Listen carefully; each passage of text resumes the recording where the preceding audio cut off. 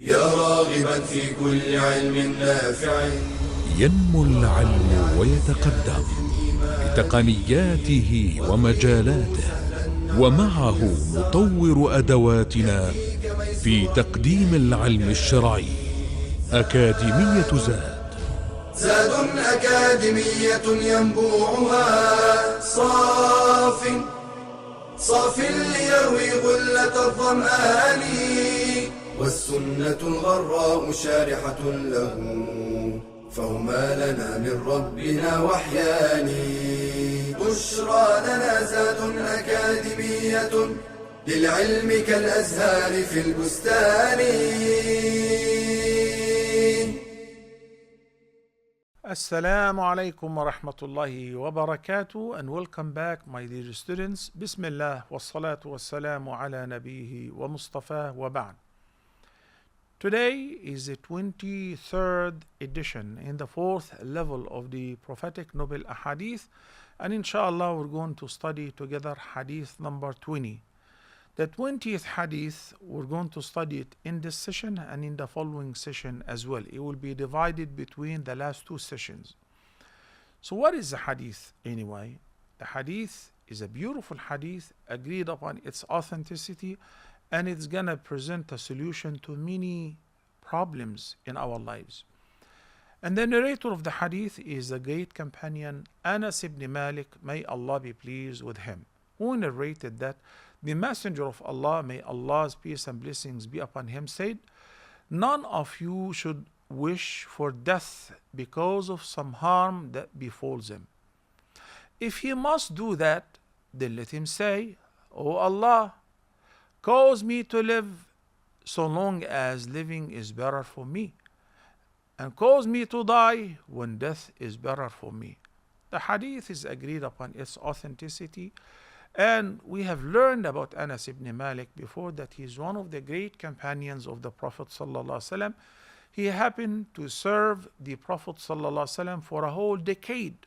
From the day that he arrived to Medina, his mother, Sulaim, brought him to the Messenger of Allah ﷺ in order to serve him. He was so lucky, one of the luckiest companions ever. He served the Prophet ﷺ for 10 years. Which means he must have learned a huge volume of knowledge from the Messenger of Allah. And he was blessed because the Messenger of Allah, peace be upon him, prayed for him, bil barakati fil umri wal mal. Barakah, blessings. So you know that Anas ibn Malik died in Basra on the year 93 after the migration. He was over 100 years old. And he had from his children and grandchildren over 130. MashaAllah, you have seen from his line 130 family members between children and grandchildren. Allah blessed them with a garden that used to produce not only seasonal but even off-season, twice a year, because of the blessings of the supplication of the Prophet ﷺ. When the Messenger of Allah died, Anas ibn Malik traveled to Damascus, and from there he traveled to Basra in Iraq currently, and he lived there until he died, and he was the last one of the Sahaba to die in Basra on the year 93 after the migration of the Prophet sallallahu alaihi wasallam. May Allah be pleased with Anas ibn Malik and the rest of the companions of the Messenger of Allah sallallahu alaihi wasallam. When the Messenger of Allah sallallahu alaihi wasallam said, "La yatamannayanna ahadukum al-mawta li durrin asabahu," this is a clear prohibition. It is haram to say, "Oh Allah, take me out of this dunya. Oh Allah, I wish to die. Oh Allah, I hate this life. I wanna die. I wanna die." We hear this a lot. We hear it more from non-Muslims, Westerners. It is very ironic. The greatest number of suicide is in the countries where they don't believe in God, where the lifestyle is supposed to be the highest. Subhanallah. They have all the means of happiness, but they're not happy. They take their lives to the extent that it is very common. Why? They have all the means of happiness, but they don't have Allah in their lives. As for us as Muslims, We understand that whenever we're being tested, and sometimes the test is kind of severe, it's kind of tough, sickness, poverty, jail, unjust, without justification, being oppressed, being persecuted, hunger, hardship, oppression. So some people would say, I wish to die. Don't say that. It is haram to long for death. But I cannot take it anymore. There are means which will help you to take it and even convert the test and the trial into a pleasure. Really, of course. When the Messenger of Allah sallallahu alaihi wasallam specifically said, لا يتمنين أحدكم الموت لضر أصابه. Why do people long for death? Does anyone long for death when he's partying, when he's happy, when he's enjoying his life, when he's making money, when he's lying down on a comfortable bed? No. There must be a problem. Psychological, psychiatric, financial, physical, sickness, anything. Right? As we mentioned earlier. A believer must understand that whenever we go through a hardship, it is inevitable for every human being, believers and non-believers, to experience some hardship, to be tested, to be tried in this life. That is because the Almighty Allah made this life a home of tests and trials. The Almighty said in Surah Al-Baqarah, وَلَنَبْلُوَنَّكُمْ, and there you find that Allah is swearing by various means of oath, the Lam, the Noon, the Waw, to confirm, most certainly, indeed, most definitely, we, the royal, we shall try you and test you with various means of tests and trials.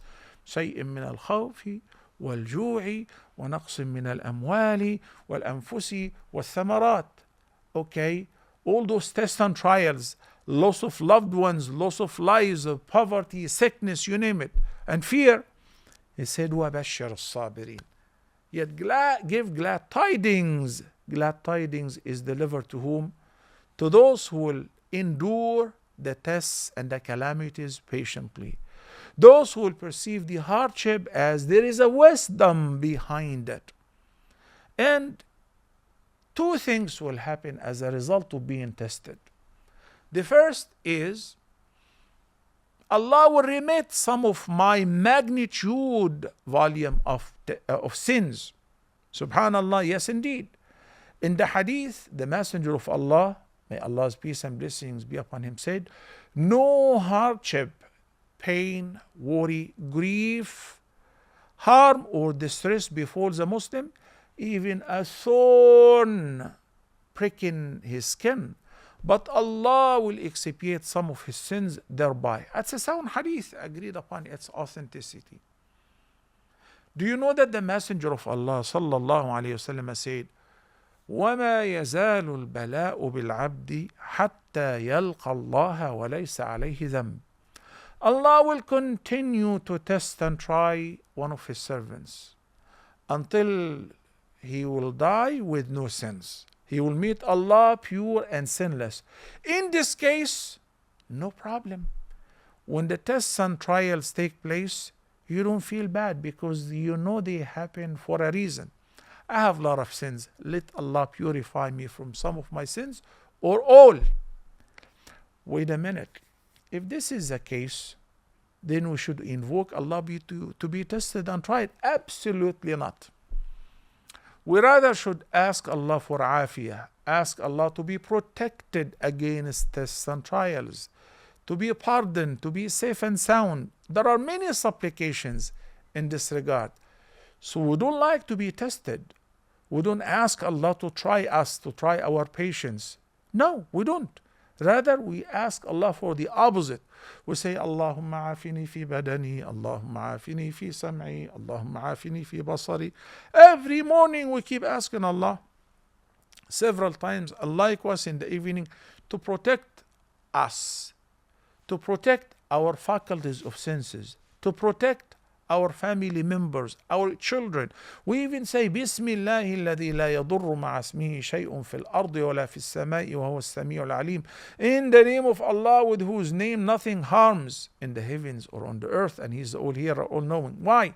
In order to be protected, so we don't ask for the trouble. But if we are destined to a test, a trial, or a hardship, we know what to do. What to do? Patience. Inna lillahi wa inna ilayhi raji'un. We all belong to Allah and unto Him we shall return. We recite this supplication and furthermore invocation. Oh Allah, reward me for my calamity and give me better than what I lost. If you have lost something, indeed Allah will give you better. Allahumma ajurni fi musibati wa akhlif li khayran minha. We say two great things will happen as a result of being tested as a believer. The first is remitting some of our sins or even all. The second is earning a reward. That is because the Almighty Allah promised, وَبَشِّرِ الصَّابِرِينَ in Surah Al-Baqarah, give glad tidings to the patient ones. الَّذِينَ إِذَا أَصَابَتْهُمْ مُصِيبَةٌ قَالُوا إِنَّا لِلَّهِ وَإِنَّا إِلَيْهِ رَاجِعُونَ. Those whom whenever they are afflicted with a calamity, they say, we all belong to Allah and unto Him we shall return. And in Surah Al-Zumar, chapter number 39, the 10th verse, the Almighty Allah declared, إِنَّمَا يُوَفَّى الصَّابِرُونَ أَجْرَهُمْ بِغَيْرِ حِسَابٍ. Indeed, the patient ones shall receive the reward on the day of judgment without limit, without measure, unaccounted for. Take as much reward. Why? For their patience. So when a person is being tested and he is a believer, and he endures the test patiently, and he recites the supplications, that is indeed best for him or her.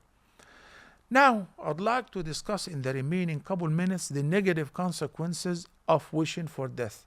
Number one, it's a sign of being unhappy with Allah, which will result in panicking, and it will result in despair, depression, suicide thoughts.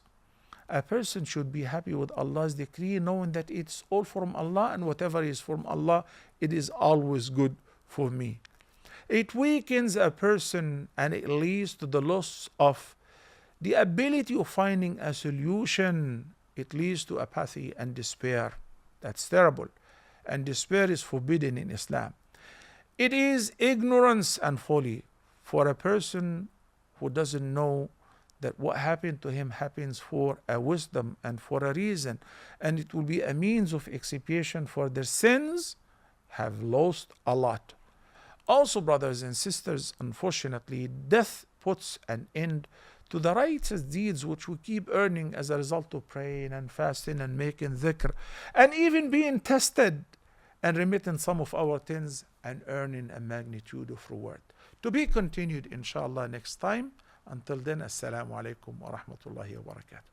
يا راغبا في كل علم نافع ينمو العلم ويتقدم بتقنياته ومجالاته، ومعه نطور أدواتنا في تقديم العلم الشرعي. أكاديمية زاد أكاديمية ينبوعها